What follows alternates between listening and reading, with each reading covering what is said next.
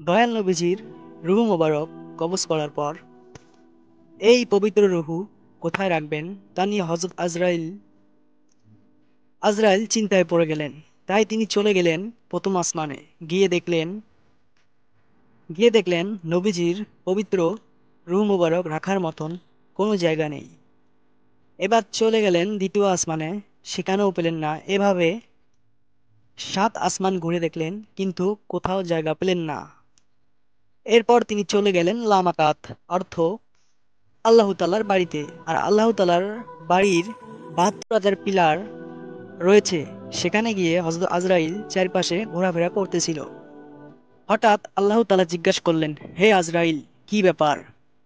তখন জবাবে আজরাইল বললেন, হে আল্লাহ, 7 আসমান জমিন, ৮০,০০০ আলম, জান্নাত জাহান্নাম সবকিছু, লৌহ কলম ২৭,০০০ বার ঘুরেছি, কিন্তু তোমার বন্ধুর পবিত্র রূহ মুবারক রাখার মতো কোনো জায়গা পাইনি।